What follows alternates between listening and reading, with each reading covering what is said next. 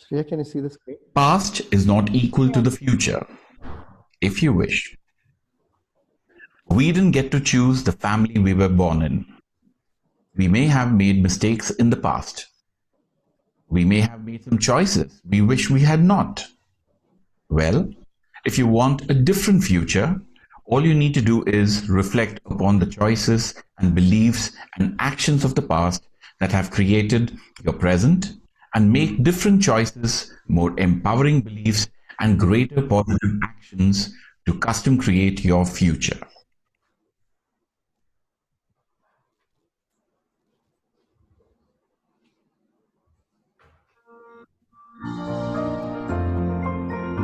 Have you ever looked at yourself in the mirror for a long time? Did you get a feeling that you were looking at a complete stranger? If not, try it today.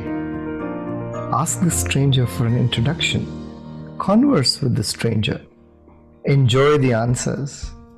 We play several roles every day: a friend, a spouse, a parent, a boss, a subordinate, a service provider, a customer, a citizen, and so on. Many a time, 2 or 3 dominant or important roles become our very identity. Somebody's husband or wife, somebody's father, or a doctor, or a chartered accountant, or a software programmer. But are we really just the roles we play? Or are we a little more than that? Who are we really? What is your core identity? How will you know what it is? If your response to the last 2 questions is, I don't know, it's time to backpack and go solo. Board a bus or a train without a destination in mind, or get on a bike and leave to nowhere with no idea of where you're going to sleep that night. Go offline, disconnect with the world, and connect with yourself. Look back at your life. What did you want to become when you were a little child? And what are you today? What were your dreams as a teenager? And how many of them have you made happen? Relax, unwind, connect. Wake up the next day and ask yourself, where do you want to go in the next couple of years? What do you really want outside the roles you play? What will make you truly happy and contented? Once you know what you want, don't stop till you get it. Have more than one way to get it and go for it. Fear, fatigue, laziness, competition, and challenges will come in the way. But resilience is your best weapon.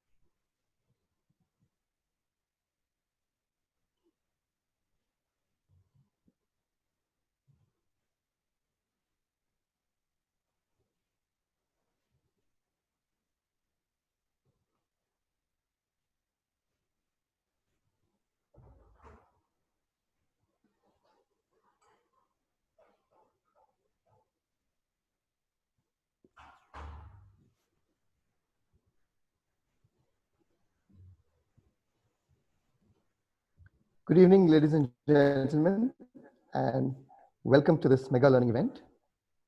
In the last 5 months, we have seen unprecedented changes happening in our lives, haven't we?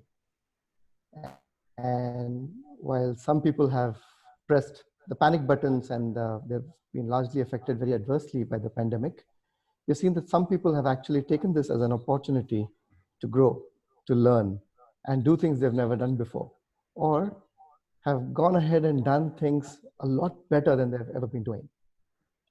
No matter what category of people you fall under, the next few months are also going to pose several challenges to us, aren't they? And the next few months are actually going to be leading to our path of recovery. And what might actually help us in this path of recovery? some views here. And today we are truly privileged and happy to welcome Major General Vikram Dev Dogra, AVSM. And I'm really happy to introduce him to you. So he's an alumnus of the Indian Military Academy of the 1981 batch. He's the recipient of the Sword of Honor and a gold medal. He was awarded the Ati Vishishta Seva Medal by the President of India in recognition of his distinguished service of an exceptional order. During his 38 years of service, he commanded the Pune Horse, an armored brigade, and an infantry division part of a strike corps, and has served as a military observer with the UN peacekeeping force in Angola. A keen sports person, he has cycled from Leh to Chandigarh over 5 of the highest mountain passes, as well as from the Sela Pass to Bumla on the Chinese border. He is a motivational speaker and a TEDx speaker, and has completed Ironman Austria in the year 2018 at the age of 58 in 14 hours and 21 minutes to become the first serving Indian Army officer and the only general in the world to do so. He has participated in the Ironman Hamburg in 2019, where he bettered his previous timing by 41 minutes. He is an Army veteran who connects and forges bonds, reinvents, and rediscovers himself as life slows down during the lockdown. Thank you very much, Major General Dogra, for agreeing to talk to us. And over to you, sir. It's a pleasure. Thank you, Sagar, for the introduction. And it's indeed a pleasure to be here this evening to talk about something which is really close to my heart, the power of perseverance. Before I carry on, I'll just take a moment and share my screen, and then we will go ahead with the presentation. Is the screen visible? It is. Okay.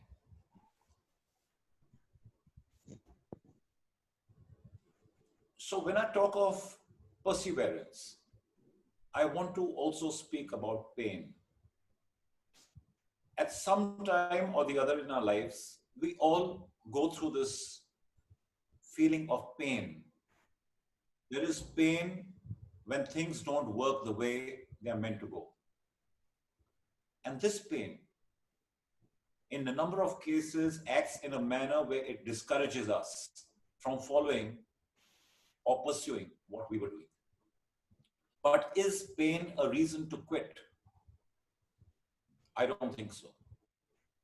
I feel pain is your friend. Pain is your ally. Because pain makes you understand that you are alive. It tells you that something has gone wrong in the path that you had chosen. And because it went wrong, the pain is an indicator.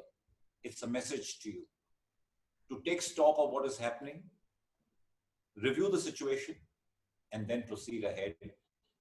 Same goal, different path, or same goal, harder work. What is perseverance? Now,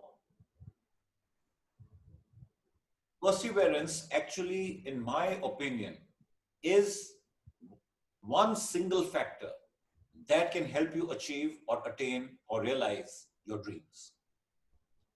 And I know when I talk to people, I discuss their dreams with people. A number of people have given up their dreams, and they gave up their dreams because they felt that this dream which I had will never come true. Some of them gave it up because they faced a setback and they were disappointed, and that disappointment led them to give up their dreams. But I'm here to tell you that dreams do come true. And what is it that you need to know if your dream has to come true? In my opinion, there are only two things that you need to know for your dream to come true. And firstly, you need to know where you want to go. That is, what is your dream? And that, I feel, is the most essential and the most difficult part. To realize or understand what is my dream. Because unless you know where you're going or where your destination is, even a GPS cannot give you directions to it. So to get direction, to move towards your dream, you must know where you're going. The second aspect is you must have the confidence in yourself, self-confidence, that you will be able to realize your dream. You should have that conviction in yourself that it can happen. So these two things are your starting blocks. And having decided where you want to go and having found that confidence in yourself, you can proceed towards your dream. Now, a little more on perseverance. How does perseverance come into play into all this? Perseverance is the ability to fight even when you're left behind. When you're running and you fall, it's easy to quit. But to get up every time you fall and run again is perseverance. And that's hard work. And that's what success stories are made of. And I believe that if you look at a scale of 1:10, then 7 or 70% of what goes towards getting to your goal or your dream is hard work. And 30% is good luck. The 30% of good luck is not in your control. You may be lucky, you may be unlucky. But that 70% is in your control. And that 70% can assure you success. While we talk of perseverance, I also want to give you the example of water. From water, we learn a lot. If you look at water which is flowing, it flows smoothly. Even if you put your hand inside the water, you don't feel you only just feel a caress. You don't feel an obstruction. It doesn't push you, it doesn't block you. But if you try and block water, what happens? So you put an obstruction in the path of flowing water. The water doesn't get into any turmoil. There is no anger. There is no pain. There is no upheaval. The water gets blocked and it starts to rise. So it is patient and it rises. And it rises to the point where it comes to the top of the obstruction and then flows over it and continues to flow again. If you put a boulder in the path of flowing water, what happens? It just goes around it. So from water, we learn patience and we learn perseverance. We must learn to persevere like water and be patient like water. And if we follow the path of how the water moves, you will get closer. And I'm going to now explain to you in 5 simple steps as to how you can realize your dreams. And the first of these steps takes you back to the point which I had, where do you want to go? So once you have decided where you want to go, you make a clear mental picture of your dream and note it down. Put it in your diary. And if you also have an idol, somebody whom you want to be like, somebody you idolize, take the photograph of that person and also paste it in your diary. And I want you to look at your clear picture of the dream and your idol every morning.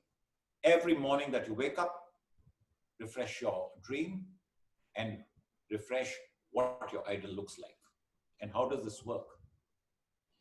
When you go and you want to buy yourself a car, what do? You do a market survey, you look at a laundry list of cars and you shortlist a few. And having done all that survey, you go and purchase a car. Now, when you purchase this car and you start traveling, you suddenly find that on the roads, there are a whole lot of cars of the same model that you start noticing. And you wonder to yourself that were these cars there, or did everybody go and buy the same model that you bought? These cars were always there. It's just that you didn't look at them. You didn't notice them. And now because you have purchased this car and this car has come to the forefront in your mind, you've started noticing it. In the very same manner, when your dream is refreshed every morning, your mind starts to notice it. It starts subconsciously working your mind and your body to getting you closer to your dream. The second aspect is that you need to make your big dream into smaller goals. Now, when I talk of a dream, what is a dream? In the words of our erstwhile president, Abdul Kalam, a dream is not something that you see when you sleep at night. A dream is something that does not let you sleep. It's an obsession that even when you lie in bed wanting to sleep, you're lying there and imagining, or you're working out your plan, you're working out your strategy as to how you are going to realize your dream, how you're going to move forward. That is the kind of passion you need to have for your dream. So your dream obviously is something big. It might take a year, it might take you 5 years, 10 years, it might take a lifetime for you to move and reach your dream. So obviously you can't do it in one jump. So divide it into smaller goals. Divide it into goals which are doable and set a timeline. And once you have set these timelines, then you go goal by goal, timelines in mind, and you will realize your dream. And I'll illustrate this to you with an example. You see this pencil sketch in front of you. And if I ask you people, how many of you can draw Shah Rukh Khan using a paper and a pencil, just the way he's made out here? And I'm confident 95 or 99% of you are going to say, no, we can't do it. Because we are not artists. And that's a fact. I'm not an artist and I can't do it. I can't draw Shah Rukh Khan this way. But if you follow the technique that I'm going to now tell you, at the end of this, 100% of you will be able to draw Shah Rukh Khan. And that's the way you need to go for your dream also. Now the same lot of people, if I ask you, how many of you can draw this single gray square? I'm confident 100% people will raise their hand, because drawing one gray square is no great talent. Everybody can do it. I can do it. And if you can draw one square, you can draw 10 squares, gray squares. You can draw 20 of them. You can draw even 40 of them. And as you keep drawing square after square and putting it together, you get Shah Rukh Khan. And if Shah Rukh Khan is compared or related to your dream, the big dream that you had, which might take you 10 years to reach, and each gray square is the goal that you made, and you set a timeline to that goal, and goal by goal, you keep achieving your goals and moving forward and putting them together, then at the end of your last goal, you should be right there at your dream. Now, having done these two things, you need to start generating positive pressure on yourself. And what is positive pressure? I'll narrate this with an example. If you have a peer group, you have a group of friends who are like-minded, who are focused, who are chasing a dream. It may not necessarily be the same dream, but they're all achievers. They are all chasing a dream. Then that peer group will generate a certain pressure on you to also perform. And that pressure is positive pressure. And on the contrary, if you have a group of friends who are not really interested in pursuing any specific goals, who are enjoying their life, who don't have specific missions to follow, then there is really no pressure being generated by that peer group onto you. And that I will not call that positive pressure. So you need to generate positive pressure on yourself to be able to realize your dream. And I will talk and discuss, I will share with you the positive pressure technique I used. It's not what I spoke of, but I used a different technique and I will talk of that later. During this journey of moving towards your dream, there would be occasions when you need to get out of your comfort zone. You need to do things which are difficult. You need to do things which are not something that you're fond of doing, which is not going to make you happy, which are not easy. And for that, I want to recommend to you to use the 21-day rule. When you have to do something difficult or something that you are not accustomed to doing, then if you follow the 21-day rule, which says that if you undertake an activity continuously for 21 days, it becomes a habit. So if somebody amongst you can't wake up early in the morning, but desires to, and they say, I'm not a morning person, I can't wake up early in the morning. Try waking up early morning, 21 days in a row. And I can assure you, on the 22nd day, you will want to wake up early in the morning. Your body will automatically wake up early in the morning. And this rule of 21 days applies in every event, every thing you do, which you find difficult to undertake. And the last point is that you must dream big, but be prepared to fail. And that is the most important part of my 5 points. Because if you are not prepared to fail and you fail, then you will be broken. And that is when I narrated, to people, when I talked to people and they told me we have stopped following our dreams because we felt we got a setback. And that setback was so huge, they were not prepared for it. They gave up the dream. I want you to be prepared to fail, because either you will succeed or you will partially succeed or you will fail. So failure is one of the possible outcomes. Whilst the percentage of whether you will fail or not may be very low, depending upon how hard you work, how much of perseverance you do, but yet it is an outcome. And you need to be mentally prepared as to, yes, I can fail. And if I fail, then what do I do? You need to make a plan. So if you fail, you take one step back. You sit and analyze what went wrong, or what was it less that you did? Where could you put in more effort? You analyze the way you went, make a new plan, keep the same dream, and use a different path. And that is where you go forward. So having said that, you also need to remain positive. You need to thank the Lord for everything that you have. You need to appreciate nature around you, and all this positivity that you generate will propel you towards your dream. I too had a dream, and my dream, as was brought out at the age of 58, I wanted to do something called the Ironman. Now the Ironman, we won't go into why it was my dream. Maybe somebody will ask me that in the question answer session, so maybe we can talk about it. But right now, my dream was to do the Ironman. And the Ironman is a triathlon where you need to swim 3.86 kilometers, which is normally either in the ocean or in a huge lake. Thereafter, cycle 180.2 kilometers. And this cycling is mostly over undulating hilly terrain, where in Austria, I gained an elevation of 6,000 feet, followed by a full marathon of 42.2 kilometers. And all this has to be done sequentially, one after the other, and completed within 17 hours. And if you complete it in 17 hours, then you are titled Ironman. And that was my dream. And I had never run 42 kilometers in my life. I had never swum 3.8 kilometers. I would go to the swimming pool and do a couple of laps, maybe at the most 10 laps. Here you need to do 76 laps of a 50-meter pool. So it's a huge event, and it's the most grueling one-day endurance event in the world. And this was my dream.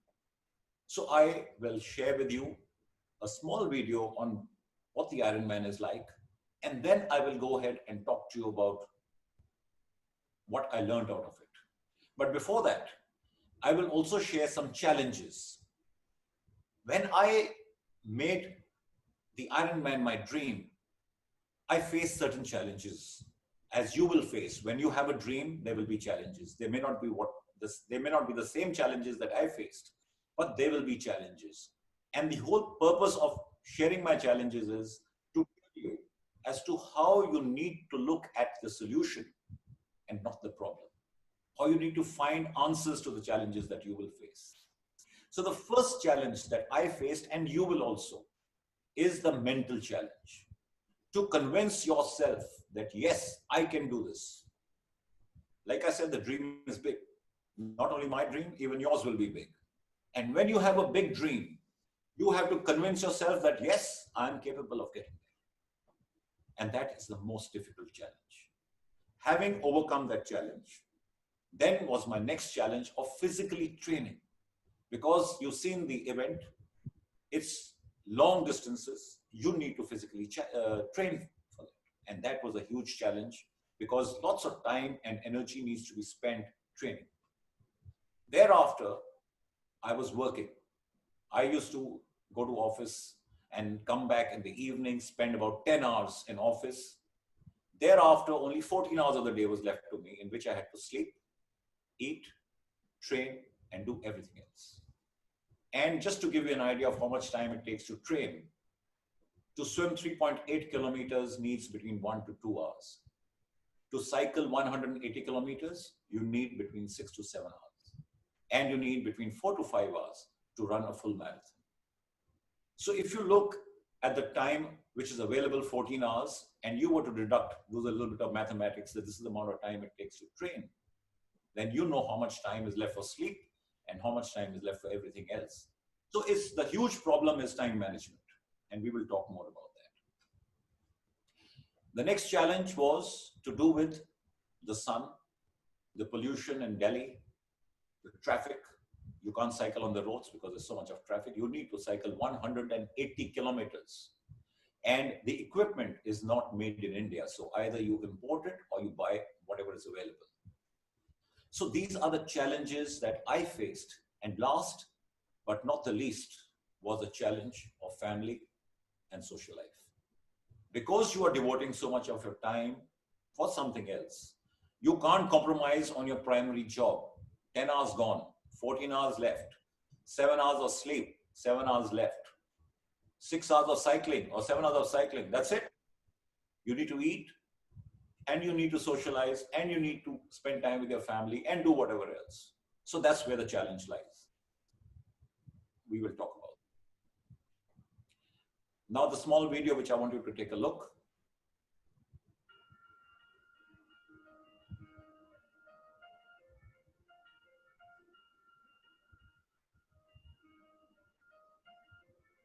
To accomplish something extraordinary, one must have an extraordinary dream.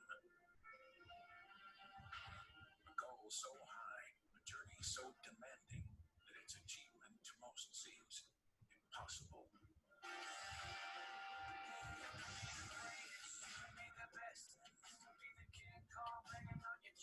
For 35 years, Iron Man has defined the sport, growing from a single race into a global movement and a new generation of athletes.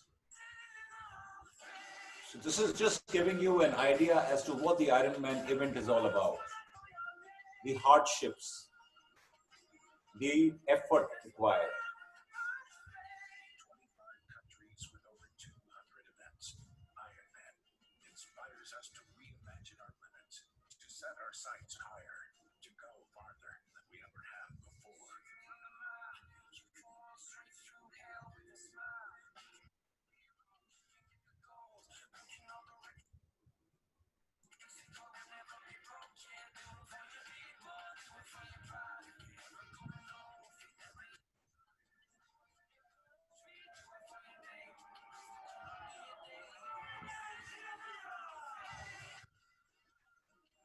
Iron Man is a statement of excellence, passion, commitment.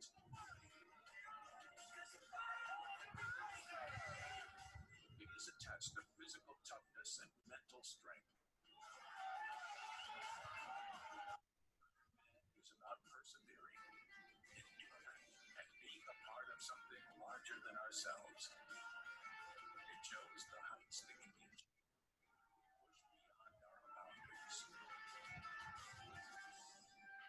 and go the distance to earn the title, Iron Man. And what you see now was the race day, 1st July 2018, Klagenfurt, Austria. This is the swim start, 2,850 athletes, 60 countries, all starting together. And you finish your 3.8 kilometer of swim and you get onto your bike and you are now going for this 180 kilometer ride. Like I said, it's through the undulating territories of Klagenfurt, Austria. 6,000 feet elevation we gain. Downhill speeds of up to 70 kilometers an hour. These are actual shots of the race day. And you finish your cycling and you go for your run. You've already been on the move 9 hours by the time you start your marathon. And the marathon is through the town where people are sitting in cafeterias and watching you, and then you reach the finish line. He loves you and Iron Man.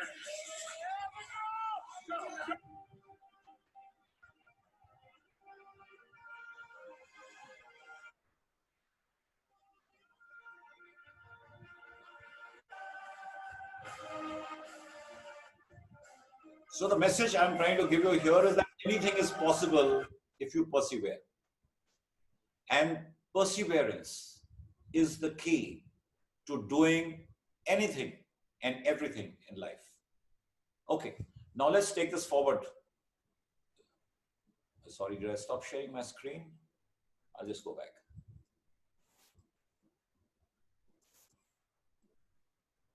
Yeah. Certain takeaways that I'd like to share with you. Firstly, I spoke of positive pressure. When you are going for your dream, you need to exert positive pressure. And I use a technique called public pledging. When I wanted to do the Ironman, I went and announced it to friends, family, put it on social media.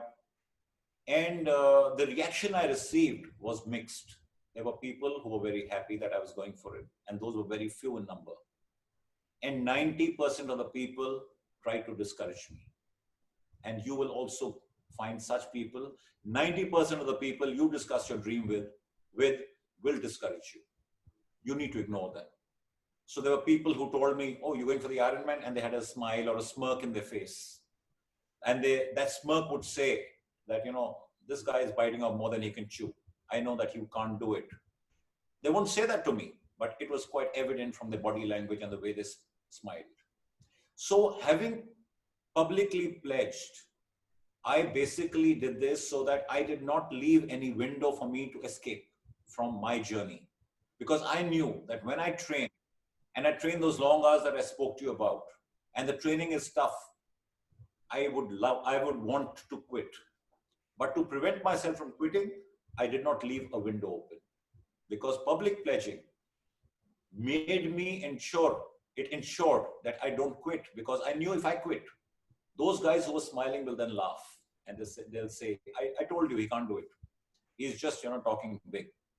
In fact, on race day, when I went on 1st of July, I told my wife before I went for the event, I said, I will die doing this event, but I will not quit, because I know all those people who smiled and smirked, they're going to be watching.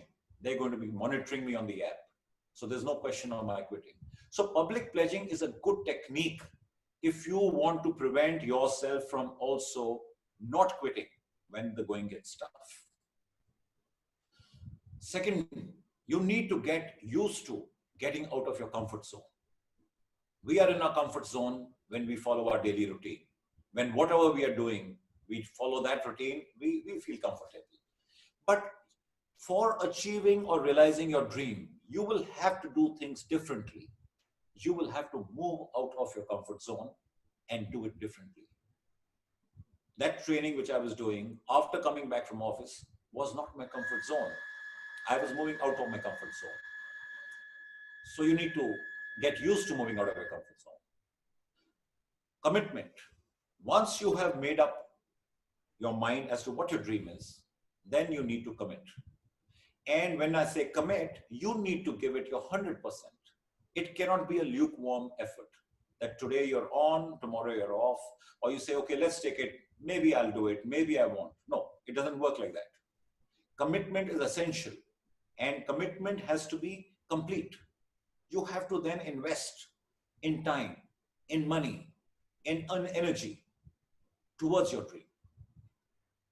Perseverance. Spoke a lot about it. It's the key.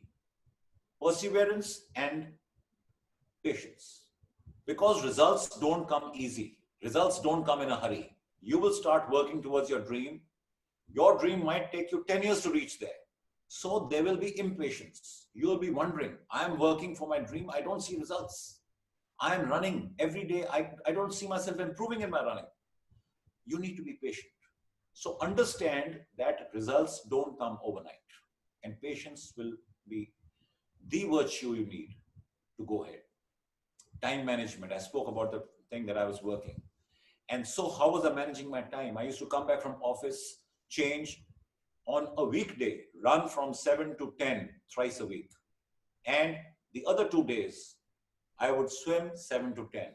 And because cycling took much longer, 6 to 7 hours, I would keep that for the weekend.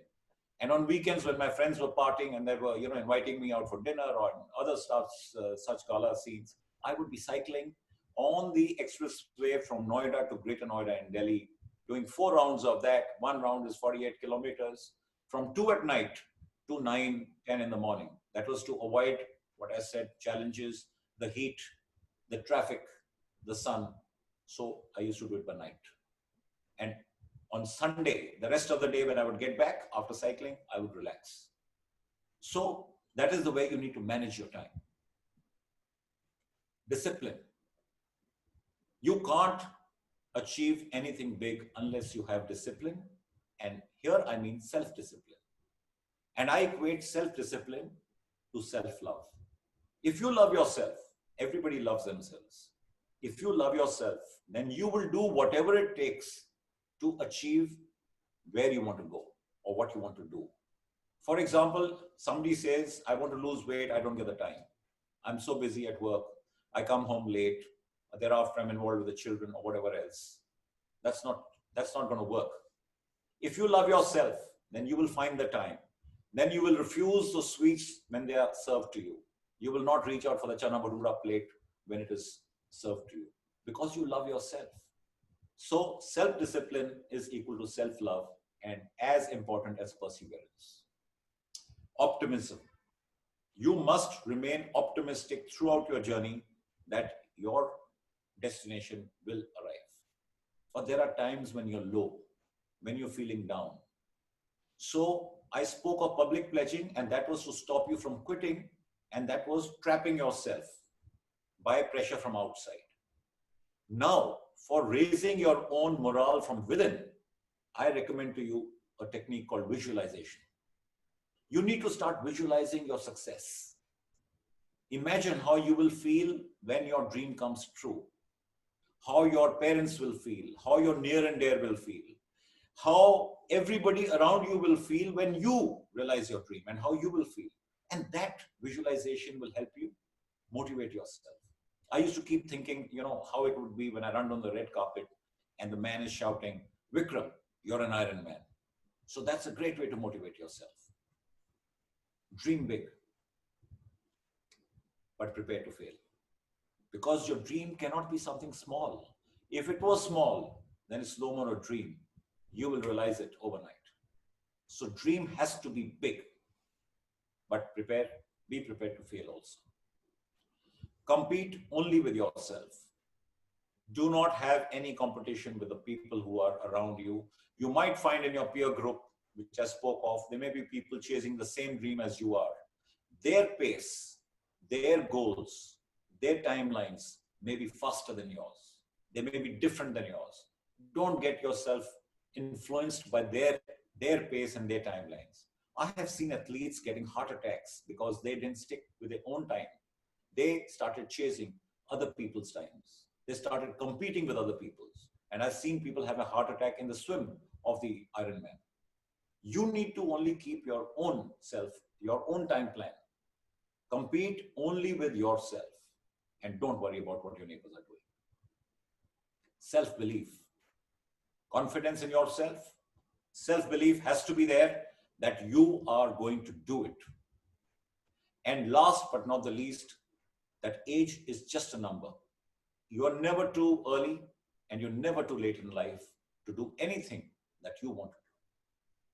So if you look at what I've tried to tell you, 5 simple steps, follow them. Perseverance and patience is the key, and all the rest of the cocktail about time management, self-discipline, focus, commitment. If you even get to put 50% of this together, then I can assure you, you will be able to realize your dream. I have come to the end of my talk. If you have any questions, I'll try and answer them. And I'll stop sharing my screen now and we'll take on the question answer session.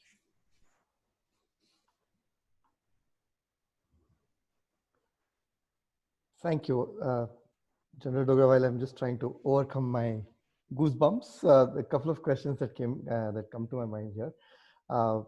One very interesting take on discipline or self-discipline. This is something that I personally had never heard of before. That discipline getting equated to self-love. The usual understanding of discipline is you push yourself hard, when you're angry with yourself, or at times, you of course there is always this element of coming out of a comfort zone, but there is this thin line between pushing yourself too hard with being angry with yourself and loving yourself and still being disciplined. Can you please tell us a little more about that? Your volume is a little low. I can't get the last part of what you said.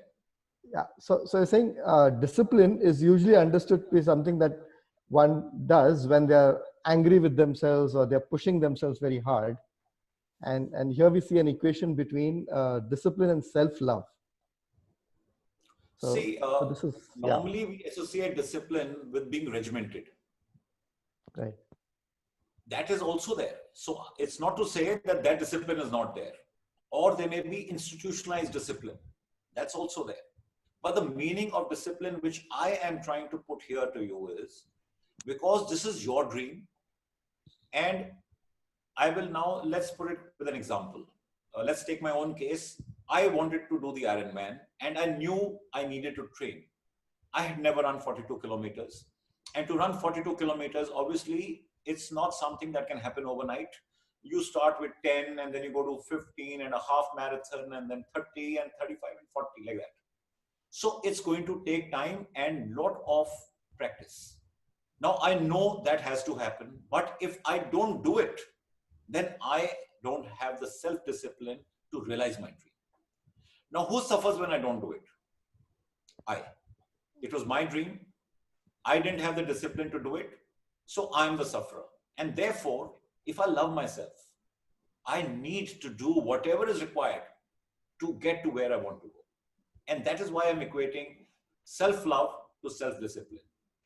I know everybody loves themselves. And because we love ourselves, if we equate these two, then it becomes a little more easier because you understand that this is for my own good. I have made this dream. I have made my goal. I have set the timeline. And if I don't follow it, then I'm going to lose. So everything is I in here. And that is why I equate these two. Right. And of course, I'm waiting to ask the question why. So, what motivated? I'm waiting to ask the question why. So, what motivated you to do this, and why did you even think about doing this in the first place? Yeah. So there comes a time in your life when you reach a stage when the challenges around you almost are next to none. You know, having spent 38 years in the army, I knew it all. There was nothing that my job was throwing up at me in the morning which would challenge me. At home, my children had decided what they wanted to do, so they were reasonably settled. And my life was like in the comfort zone, sailing. I was moving. I didn't know where I was going because there was nowhere to go. Everything was settled. So I started looking around for something challenging for myself. I needed a challenge to keep my focus alive because when I would get back from office, comfort zone, you watch television, you socialize, maybe read a book, watch a movie, and that's what you're doing. Go for a run. There was nothing which was, I was not being able to focus in one specific direction. So I found Ironman to be a good way to bring my life into focus. And when I did the Ironman, the entire training and the experience was so grueling. I swore I'll never do it again. But 3 months later, I went and registered for one more Ironman for the same reason that I again found that I had no focus. I needed to find something to focus on. And so this thing of a dream or a goal or a focus, you may term it whatever you like. It's very essential for each one of us to have something to be working towards. And I talk about this even, say, if you have people go and exercise. But if you don't have a goal in your exercise, then that motivation to exercise every day will be lacking. But if you set yourself a goal that I'm going to reach here and here and here, and you set your timelines, then there is more motivation. I don't say it's foolproof, but it is more motivation to keep moving. And that's what I did it for. Right. And how did the motivation to start the plank happen? And we when we started Yes. talking, it was 30 minutes, and by the time we are into this talk, it's 38 minutes. And you shared the video very recently with us. So how did that come about? Actually, that happened due to the circumstances. I never did the plank more than about 4 or 5 minutes earlier, and then this lockdown took place. You know, you couldn't run. I couldn't cycle. Of course, I cycle on a simulator, but it's not the same as going outside. And therefore, I was looking at something to do within where I could focus. And I discovered that the Indian Army Parachute Regiment, which is the most, parachute regiment guys are the guys who are the fittest. And their center has a record of the plank at 65 minutes. So I said, I need to break that. So I started off with 3 minutes, and then I did a 8 minute plank, and then I did a 16 and 22 and 30 and 38 now. And I hope to go beyond 65. So next time I will send you a thing will be at least 45. Yes, and yeah, and so this one question. So the moment we also started talking about your feat of the 30-minute plank, a lot of people came back to us and said, "Hey, it's not recommended to do it that long, and there could be injuries and there could be permanent injuries and things like that." So every time one takes up a challenge like that, like you said, there are naysayers around us, or sometimes there are even published scientific papers that go around. So how does one take care of these limiting beliefs that come from the environment, and also there are a lot of limiting beliefs that might come from within us, right? Like the fear of injury or some memory of an injury or a trauma. So did you have any of those challenges when you started? Did you get injured when training, and how did you overcome these challenges and limiting beliefs? So in this, I want to talk of two things. One is the factual position. And the factual position is always made for the weakest link. So when they say it is not safe to do a long plank, factually it is correct. It doesn't benefit your body to do a 1 hour plank or a long plank. It can injure your body, yes, if you are the weakest amongst the all the links that. And when I say links here, I talk of all the people, because a doctor always writes the paper not for the strongest person but for the weakest person, because you can't explain to that guy to say, okay, no, I wrote my paper for the strong guy, I'm sorry, you got injured, you were not strong enough. So it's always for the weakest link. So there is no doubt that you can get injured whether you're running 5 kilometers, whether you're running a marathon, whether you're going cycling, whether you're doing a plank. The risk of getting injured is always there. Now, how do you take it on? You need to have confidence in yourself, and you need to also know and understand your body. So there is some difference between soreness and pain. To be sore after strenuous workout is good. It's normal. Nothing to worry about. Your muscles may be sore next day. I do a plank for half an hour, I might be sore for the next 3 days. But the moment I start getting that pain, it's a warning sign from the body that you are overexerting. If you don't listen to this difference now between soreness and pain, whether it is cycling, running, swimming, or whatever, or the plank, then you are liable to get injured. And that can only come by paying attention. I notice a lot of people, when they do something like running, they are listening to music. They are listening to music to divert their mind. That's not good. You need to be in the moment. You need to be meditative. You need to be enjoying the experience of running. And that happens when you focus on yourself. And when you focus on yourself, you understand, is my ankle paining? Am I getting a nagging pain in my shin? Is my hamstring getting stressed? Now, if you have diverted your mind, you will miss out on these signals coming from your body. And that is why players get injured, not players, runners get injured, or cyclists may get injured when you overexert. So that is the way I look at it. Now, this technique may work for few people, it may not work for everybody. It also depends on how good you know your body and how good you can detect what I said between soreness and pain. And that will come only with time. So I follow this technique, and I don't listen to the doctors. I listen to my body. Right. Yes, picking those signals and having that fine distinction between soreness and real pain. Yes. Yeah. So what you commonly would refer to as sensory acuity, the having Yeah, that the body having the warns you. senses The active. body gives you a warning. It doesn't fail immediately. If you have ignored that warning, surely you can end up injuring yourself. Right, right. So we have a question from Aditya. Aditya, please Yeah, go ahead. thanks, Agat. Thank you so much, Colonel. I think it's been a fascinating General. learning session for us on a Saturday evening. The question is, how long did it take for you to prepare for the Ironman? When did you decide, and can you just take us through the journey of preparation for us? Yeah. So, like I said, my decision to take the Ironman came towards the end of my career in the army, which means I was 57. Now, it really doesn't matter how long I took. Of course, I will describe my journey. But if you are trying to find out how long it will take a person to train for Yes, the Ironman, yes, then it's very relative yes. because your initial threshold will be an indicator of how much you need to train. And you could be starting from zero. I know of a person who didn't even know how to swim and learned to swim and did the Ironman. And of course, then there are people who are good at swimming and, it may be a forte also. So in my case, I took about 18 months. Now, the duration also is directly proportional to the amount of time you can invest in doing something other than your main job. And in my case, my main job was the army. I could not compromise on what I did at work. I had to do everything after that was over.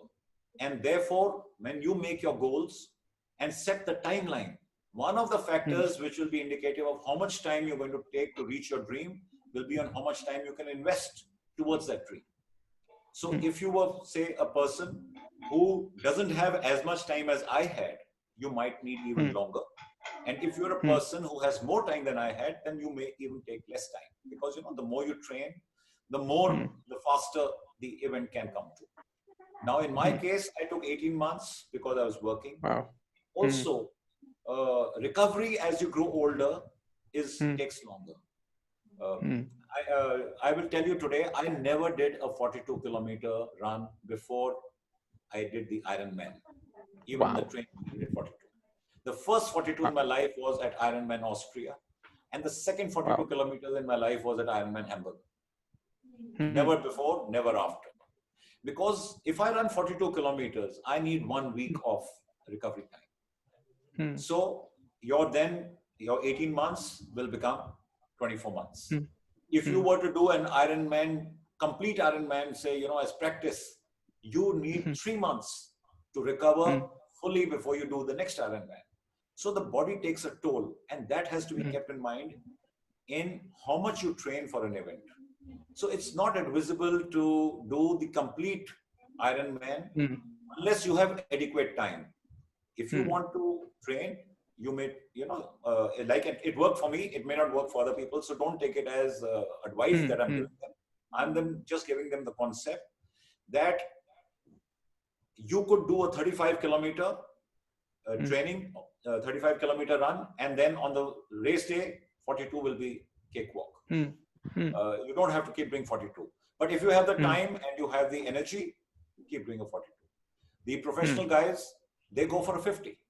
So they are doing an overkill so that, 42 for them becomes easy. So everybody has a different technique. So I started off with the swim, you need to do 1 kilometer, then you need to graduate to 2, to 3, to 3.8. I did 3.8 distances before my event, not more than that. Normally, I would, like I said, go only twice a week. So I would stick to about 2 kilometers so that I became very comfortable. And then to get confidence in my swimming, I did 3.8. And I'm a breaststroke swimmer. And I swam the whole thing in breaststroke. And I had a time of 1 hour, 27 minutes for the breaststroke, 3.8 kilometers. Similarly for cycling, similarly for running. And I can also share with you, I never did all three together to the full extent. But it is, like I said, depending upon time, if you have the time, it is advisable to do it. But then that will take recovery time will go more up and your entire overall time will go. Thank you so much. Karan. Thank you. Thank you. Yeah. You want any more questions? Hi, Sagar, could I? Yes, yes, Satish, please go ahead. Sir, a very, very, very happy Independence Day. You truly managed to inspire us for an independence which truly matters or should matter, which is independence from our fears, from the limiting, beliefs that we have. So really, sir, salute to you. We really are inspired today. So my question is related to the magnitude of the dreams that we have, right? Typically, dreams start, which are on the lines of a bit being selfish, but then they become so big that they have a knock-on effect on many other aspects of our lives, right? So post the achievement, so what has been the effect on your personal life? How has this achievement impacted your, say, parenting, social life, your own spiritual growth, your emotional growth? So, because this dream is truly, much beyond what it seems. So it's just not a physical endurance or a mental kind of uphold. But I'm sure it has had a knock-on effect on many other aspects of your life. So if you'd like to share a few lines on that, it would really be helpful. While I was training, of course, it has had an impact on my life. Like I said, there are sacrifices to be made. My friends stopped inviting me for, social get-togethers because I was refusing all the time, and I ran out of excuses. People don't understand that you are at a mission on, that he's training for the Ironman. They don't care whether you're training or you're not training. For them, you are refusing their social invite. So there is a, sacrifice to be made there, that you will get distanced from your friends. Similarly, with your family, they have to be either supportive or they may not be supportive. I was lucky my wife was supportive, but quantity time had to be traded with quality time, because there was no way I could spend the same amount of time with my family when I was devoting so much time for this activity. And if your family is supportive, it becomes easier. Waking up in the middle of the night and going for a cycling ride at 2 a.m, or coming back from work and running from 7 to 10, coming back and having dinner at 11, and putting everybody else's life in a turmoil is not easy for them. You are on a mission, they are not. So they are the people who are really suffering. So all these things do matter. And there will be conditions or situations when the family is not supportive, and therefore the response, you will be slowed in your progress, and you will have to tackle them, maybe more tactfully, where you can also carry on with your dream and yet keep them also on board, despite their not having, not being, in sync with your dreams. Post the event, well, I got hooked, and that is why I went and registered for another one. And I'm now waiting for the Ironman events to start opening again, because they all shut down because of the pandemic, and I'm going to do another one. And I intend to do one every year. So that is what has happened. And when you get hooked to something like this, then of course other things take a back seat. And those other things are like what I spoke about. I have become less social, probably because I'm investing so much time in myself that I may not be going and, enjoying the same kind of a drink I did earlier with my friends. So basically, I would say in a nutshell, it does change your life to an extent, but not in a negative way. It brings you closer to yourself. It teaches you to invest in yourself. Like this pandemic, to me, it made no difference. I couldn't go out and cycle, so I started doing the plank. And I'm very happy this lockdown happened, because otherwise I would not even know that I can do 38 minutes. I'm confident I will go to 65 or maybe even more. At least I'm not going to stop till I do. So it gives you a resilience and a confidence which I didn't have earlier. And it also gave me a lot of know-how about my body, about the way, the question was asked, how do you prevent yourself from getting injured? And that happens when you get to know yourself. And also, I realized that you can meditate when you are running, and you can meditate when you're cycling. And I I'm a proponent now of this technique of meditating while running. And if you can combine, meditation with your running, then the benefits are, they're humongous. So that's how it changed my life. Thank you, sir. Thank you so much once again.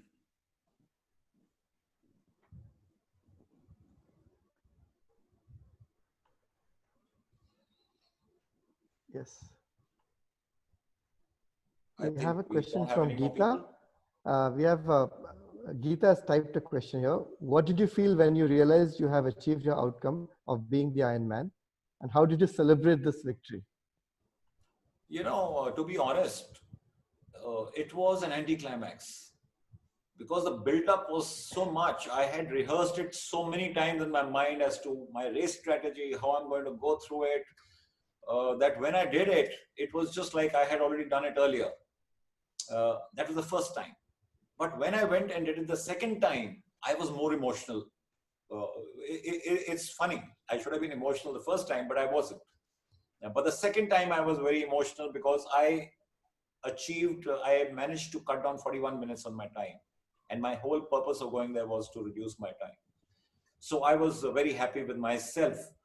And apart from that, I don't think there was any celebrations except the usual party which everybody, does after anything when you achieve anything. All right. Thank you. Thank you. Any more questions? We have time for a couple more. Sagar, if I may, would love to know about meditating while running. If there are any, Sure. if there are no more questions. Sure, certainly. I didn't get that, sorry. Would love to, I'm a runner too. I'm a runner too, so Colonel Dogra, I would love to learn about meditating while running that you spoke about. Okay. Well, that's the technique is quite long, but in nutshell, I'll tell you, meditation is is being mindful of what is happening. Normally, when you meditate, you are in a calm environment. There is an object that you are meant to focus on. Maybe it's a flame, it could be your breath, you could be chanting, or you could be listening to some kind of music, anything which can focus your mind. And we associate meditation by, with sitting cross-legged and meditating. And there should be no noise. Meditation brings you calmness of the mind and it makes you happy. It releases happy hormones. Runner, you're a runner. And running does the same. Running calms your mind. Yeah. And running also releases the happy hormones. Correct. And running also gives you physical benefit of physical endurance. Runners need focus. If you are a good runner, then that means you are being able to focus. That's how your running has improved. And meditation teaches you focus.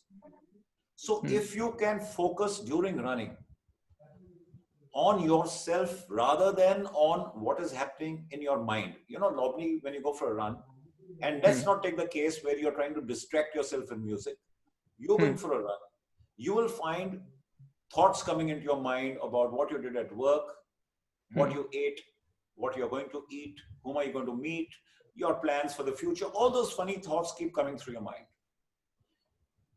The way I talk of meditating while running is that you don't stop those thoughts. You don't block those thoughts, because the moment you block a thought, it gets highlighted. You let the thought come in and thereafter focus on yourself. So when I say on yourself, there are two techniques. The first technique is to focus on different parts of your body. You start focusing on your feet hitting the ground. Okay. You focus on the way your ankles are feeling the pressure, your calves, your knees moving up. Focus on your breathing. Focus if any part of your body while running is too tense. Some people may inadvertently tense an arm, tense their facial muscles, tense their fingers. So you are in a sequence going through your entire body.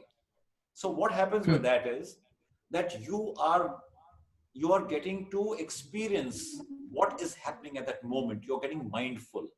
You are in the moment. If you start thinking of other things, you're not in the moment, you are there in the past or in the future. So you need to be in the moment. And the moment you start focusing on these things, then you get mindful and it becomes a habit. And that is actually what meditation is. You're focusing on yourself. So this is one technique. And the other technique you can use is to synchronize your breathing with your cadence. Okay. That is the steps Yeah, per yeah, minute, yeah. which we talk of. And if you were to say left and right as one cycle, and you take 4 such cycles, left, right, left, right, left, right, left, right. In these 4 cycles of your feet hitting the ground, you exhale. And in the next 4 cycles, you inhale. And you make a rhythm between your stepping and your breathing. Whether it's 3 cycles or 4 cycles would vary from person to person. And you develop a rhythm. Again, the thoughts will come. You highlight the thoughts. The moment the thoughts come, again start focusing on your breathing so that this rhythm develops. And this again is getting mindful. And meditation teaches you to synchronize mind, body, and breath. And that is exactly what a good runner needs. If you can synchronize your mind, body, and breathing, then you will become a better, much better runner. So you are basically aligning both these, and these 2 techniques make you meditative. Thank you so much. Thank you. Fascinating. Thank you. Thank you. Any more questions? Yeah, can I have? Yes, please. Sony? Yes. Yeah, thank you, sir. Thank you, sir. Your every word is inspiring me. I have also registered this year, August 25, Ironman Astana, which were cancelled, and due to the COVID, it will be take part in the next year. So most of the questions are answered. I have one question left, that is about the diet. Our the diet plan, or which type of supplement you are taking while doing an Ironman. So you said you were registered for Ironman Austria? Kazakhstan, Astana. Kazakhstan. Yeah. Yeah, that was a new event, isn't it? I guess so. It is my first time, and I'm. No, but that and Kazakhstan was a half Ironman, isn't it? Yeah, half Ironman. Half Ironman, and that's of course all Ironman events have got cancelled. Yes. Now, as far as the diet is concerned, there are 2 parts to the diet. One is your diet when you're training, and one is diet on race day. And the more important and difficult one is race day diet. Your diet during training really does not need much imagination, because there is a certain amount of calories you need to consume based upon how much of effort you're putting in. So you need to see what is your training pattern. A very rough estimate comes from your, the running watch. Say if you have a Garmin or whatever, it tells you the calories consumed when you do an event, an activity, whether you run or you cycle or you swim. And you take that, and a normal person who doesn't do any exercise needs about 2,000 calories a day. So you add whatever you expended in your running to those calories of 2,000. So maybe 2,500 calories is what you consumed in a day. So therefore, your diet must cater for so many calories. What you eat in that diet will be dependent upon what kind of a diet you have, whether you're vegetarian, you're non-vegetarian, whether you prefer, wheat or rice or carbs, what carbs you have. So that is only a rigmarole of, making a combination of how to get those calories, which if you were to look at the calorific value of the different foods, you will get to know how much and how much to eat. But what to eat is up to you. You need to experiment. No dietitian or nutritionist can tell you what to eat. They can tell you how much calories you need, but how to get that calories is now for you to experiment, because some things will suit you for your running and this training, and some will not. So over maybe 3 months of time of experimenting, you will come to a pattern that this is what really works for me. And one good indication of seeing whether your diet is adequate is to keep looking at your own body. Firstly, you will find if you're low on energy. Secondly, your face is the first signs of, to give you an indicator that your diet is less. You will start looking haggard. You will look tired. So whilst that could also be part of lack of sleep or overexertion, but over a period of time when you look at it, it is largely related to what is your intake of food. So you will come to a diet plan like this. As far as race day is concerned, you can't eat solids. When you're swimming, you will eat nothing. At the end of a swim, you need to replenish yourself, because any activity which goes for more than half an hour, thereafter the reserves which are already in your body are consumed, and you need to keep nourishing yourself regularly at a given time. So your swim of a half Ironman, 1.9 kilometers, will take you about 40 minutes, 45 minutes, depending upon how good a swimmer you are. So that means you have already consumed your reserves which are in your body. So the moment you finish and you're in the transition to cycle, you must replenish yourself, whether you have a protein gel or you have an energy drink.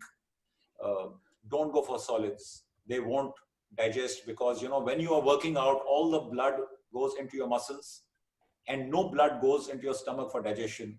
And so if you have something solid, you will end up getting nauseated and throwing up. So no solids.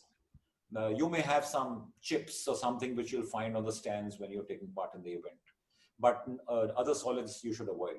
And thereafter, you have to have a nourishment plan where every half an hour you're nourishing your body. And the main varieties that you can have, or the options, are protein gels, nourishing drinks.